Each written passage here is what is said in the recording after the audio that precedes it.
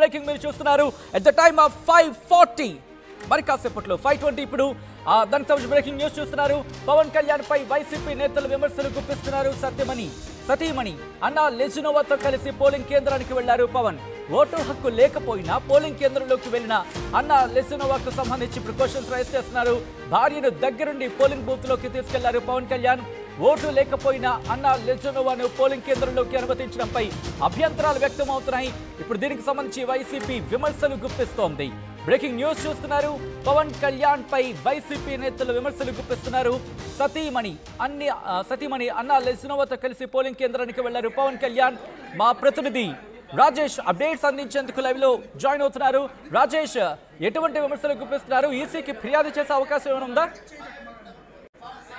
ప్రస్తుతానికి ఈసీకి అయితే ఫిర్యాదు చేయలేదు, కానీ ఉదయం అయితే పవన్ కళ్యాణ్ తన భార్య అన్నా లెజినోవాతో కలిసి మంగళగిరిలోని లక్ష్మీనరసింహ కాలనీలో ఉన్నటువంటి గిరిజన సంస్థ ఉన్నటువంటి పోలింగ్ బూత్ కి 189 పోలింగ్ బూత్ కి వచ్చి ఓటుకు వినియోగించారు. ఆయనతో పాటు ఆయన సతీమణి అన్నా లెజినోవాని కూడా తీసుకొచ్చారు. అయితే తీసుకొచ్చిన తర్వాత పోలింగ్ బూత్ లో కూడా తీసుకెళ్లడం పైన వైసీపీ నేతలు తీవ్ర స్థాయిలో అభ్యంతరం వ్యక్తం చేస్తున్నారు. ఎందుకంటే పోలింగ్ బూత్ లోకి వెళ్లాల్సింది ఓటు వేయాల్సిన వాళ్ళు, ఓటు ఉన్న వాళ్ళు మాత్రమే వెళ్ళాలి. కానీ పవన్ కళ్యాణ్ తనతో పాటు తన భార్యను కూడా తీసుకెళ్లడం పట్ల తీవ్ర అభ్యంతరం వ్యక్తం చేస్తున్నారు. ఇది ఎన్నికల నిబంధనలకు విరుద్ధమని కూడా వాళ్ళు చెప్తున్నారు. దీని మీద పెద్ద ఎత్తున సోషల్ మీడియాలో ట్రోలింగ్ కూడా చేస్తున్నారు. అయితే పవన్ కళ్యాణ్ ఎందుకు అంటే ఆమెకి ప్రస్తుతానికి ఆంధ్రప్రదేశ్ ఇంకా పౌరసత్వం లేదు, ప్రస్తుతానికి ఓటు కూడా లేనట్టు తెలుస్తుంది. ఒకవేళ ఓటు ఉంటే ఆమె కూడా ఓటు వేయాలి, కానీ ఆమె ఓటు వేయకుండా పక్కన నిలబడ్డారు. లోపల పోలింగ్ బూత్ లో పవన్ కళ్యాణ్ ఓటు వేసినంత సేపు ఆమె పక్కన నిలబడ్డారు.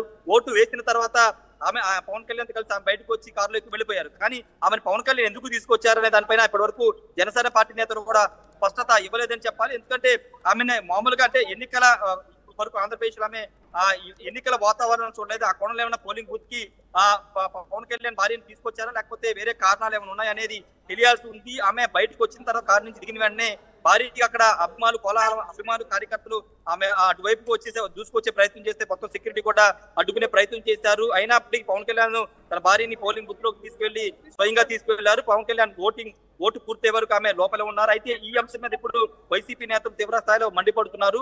నిబంధనల విరుద్ధంగా పవన్ కళ్యాణ్ ఎన్నికల్లో ఓటు వేశారు, తన భార్యతో కలిసి ఓటు వేశారు. ఓటు లేకుండా తన భార్యని పోలింగ్ బూత్ లోకి తీసుకెళ్లారనేది వాళ్ళు అబ్జెక్ట్ చేస్తున్నారు. ఈసీకి ఏమైనా కలిసి ఫిర్యాదు చేస్తారో లేదనేది చూడాల్సింది. ప్రస్తుతానికైతే ఈ అంశం మీద వాళ్ళు మాత్రం దీన్ని తీవ్ర స్థాయిలో అభ్యంతరం వ్యక్తం చేస్తున్నారు. పవన్ కళ్యాణ్ ఒక పార్టీ అధ్యక్షుడుండే ఈ విధంగా ఎన్నికల విధులు కానీ ఎన్నికల నిబంధనలు పాటించుకోవడం ఏంటని పెద్ద ఎత్తున విమర్శలు చేస్తున్నారు. Sachin, right Rajesh, thanks for update. Back to back breaking news.